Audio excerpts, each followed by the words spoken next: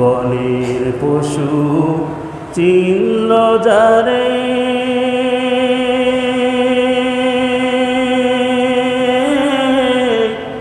চিনল না মানুষ তারে। আল আহাদের ডাক দিলে সে, আল আহাদের ডাক দিলে সে কাফের বেদিন পাথর মারে।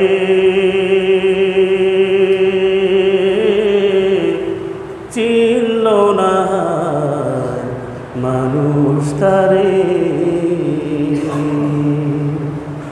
বনের পশু চিনল যারে,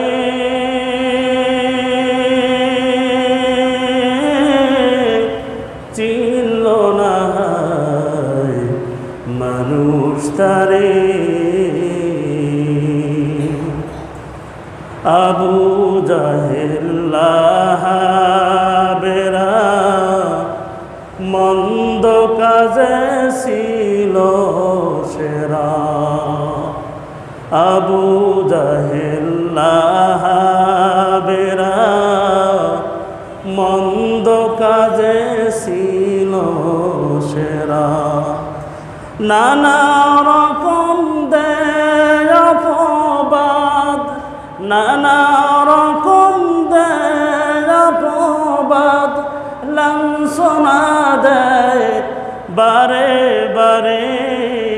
চিনল না মানুষ তারে। বনের পশু চিনল যারে,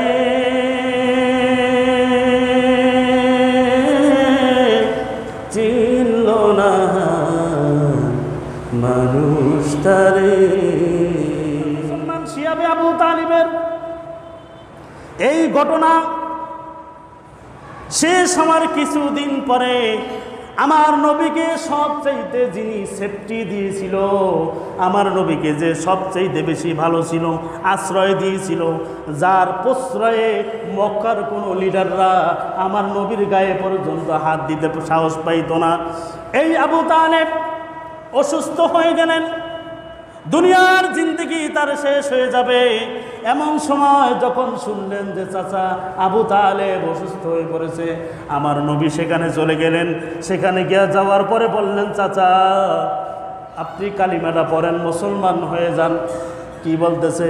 ইয়া আম্মি কুল লা ইলাহা ইল্লাল্লাহ কালিমাতান আশহাদু লাকা বিহা ইনদাল্লাহ। ও চাচা আপনি কালিমাটা পাঠ করেন, আল্লাহ তাআলার দরবারে সুপারিশ যা করার আমি করব।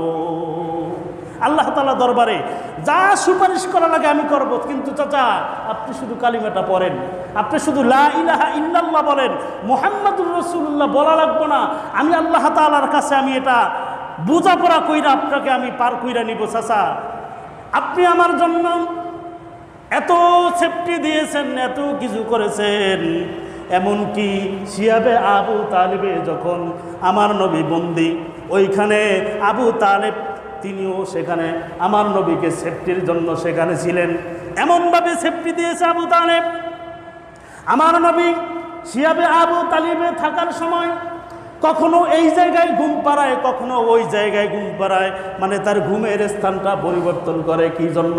তাই কাফেররা যদি দেখে ফেলে আমার নবী এই জায়গায় ঘুম তাকে হত্যা করতে পারে, এই জন্য সে এইখানে ঘুম পাড়ায় না, এইখানে নিজে ঘুমায়, আল্লাহর নবীকে আর এক জায়গায় ঘুম পাড়ায়। এইভাবে সেফটি দান করেছে। কত সেফটি দান করেছে এই আবু তালেব। এই চাচা মৃত্যুর সময় সে কালেমা পড়বে না, সে বেদুর্মী হইয়া মারা যাবে, সে বেঈমান হয়ে মারা যাবে। আল্লাহর নবী এইটা সহ্য করতে পারলেন না। তিনি বারবার বলতেছেন, ওগো চাচা আপনি কালিমা পড়েন, কালিমা পড়েন, মুসলমান হয়ে যান। এদিকে পাশে আবু জাহেল, উতবা সাহেবা তারাও বসে আছে, তারাও বসে আছে আবুল আহাবকে খেপানোর জন্য, তাকে উত্তেজিত করার জন্য বারবার বলতে থাকতেন, আতার গবু আম মিল্লাতি আব্দুল মুত্তালিব। ওগো আবু তালেব তুমি কি তোমার বাপ দাদার ধর্ম ত্যাগ কইরা মুহাম্মাদের ধর্ম গ্রহণ করবা? এইরকমভাবে বারবার তাকে উত্তেজিত করতেছে।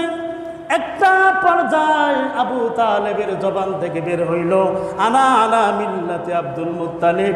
এই কথা বলতে বলতে মুত্তালিব দুনিয়ার জমিন থেকে বিদায় হয়ে যায়। কালিমা পড়তে পারছে? কালিমা পড়তে পারে নাই। আমার নবীর মন খারাপ হয়ে গেল। মন খারাপ হয়ে যাওয়ার পরে তিনি দোয়া করলেন, লা আস্তাগফিরান্না লাকা মা লাম উনহা আনহু। আল্লাহর নবী মুহাম্মদ সাল্লাল্লাহু আলাইহি ওয়াসাল্লাম দোয়া করতেছেন, আমি ততক্ষণ পর্যন্ত আমার চাচা আবু তালেবের জন্য আমি দোয়া করতে থাকবো যতক্ষণ পর্যন্ত আল্লাহ তাআলার পক্ষ থেকে কোনো প্রকার নিষেধাজ্ঞা না আসে। এইটা যখন রাসূলুল্লাহ সাল্লাল্লাহু আলাইহি ওয়াসাল্লাম দোয়া করতেছে, এই সময় সূরা তাওবার 113 নং আয়াত জিবরাইল আলাইহিস সালাম নিয়ে হাজির হয়েছেন।